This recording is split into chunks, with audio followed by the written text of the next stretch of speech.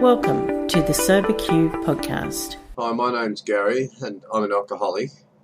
My sobriety date is the 13th of March 2008. I have a home group and I have a sponsor, and I help other men to sponsor. I sponsor them and help them to understand this program, and I'm very grateful for Alcoholics Anonymous and all it's done for me and all it's done for others. The question is today is what does it mean to be entirely ready in step 6? And I thought I'd talk about this just by briefly relating how my experience of this is, and that means that I need to sort of go through the steps that lead up to this. So when I came to Alcoholics Anonymous, I came in with a drinking problem that I didn't understand and that I hadn't been able to solve.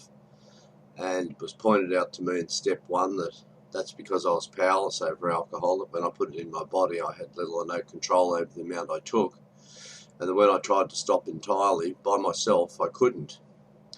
And Alcoholics Anonymous proposed to me a solution to this, and that's step 2 to me, and it asked me, was I ready to join? Was I ready to go to any lengths to achieve sobriety? And my experience was when I made that decision in step 3 that my obsession to drink alcohol was removed from me very, very spectacularly, in a way, very quickly. And for that I'm very, very grateful. I'm very fortunate that I had good people helping me when I first came in and let me know that there was more to sobriety than not drinking. So I embarked on a course of action that was to uncover, discover and discard those things that were going to potentially lead me back to drinking. And as I went through those things in step 4 and looked at the various things that could be blocking me, and the number one offender being resentment, all of this I found led back to fear, a fear that I would lose what I've got or not get what I want. And the proposal was that the only real solution to this was a God of my understanding.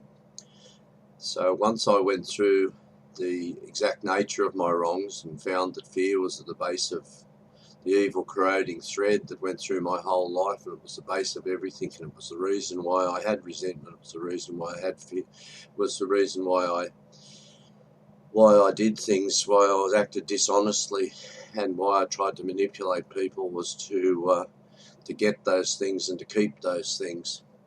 And when I was able to realise this, I was able to come to a point which is, is asked this question in step 6, is now that I understand these things, am I ready to let them go?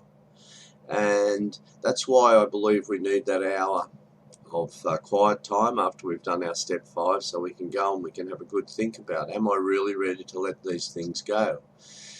And I believe this is an ongoing process. I don't think someone said, someone who's only ever done one step 4, who says to only do one step 4 is because they've only done one step 4. I've done quite a few step 4s, and I continue to do pick up things like a step 4 issue with my sponsor and work through to step 6. And once I'm entirely ready, I let them go. That's step 7. I let them go if I possibly can. And my experience is that God removes them, and I've found freedom from that. So thanks for the opportunity to share, and all the best to everyone.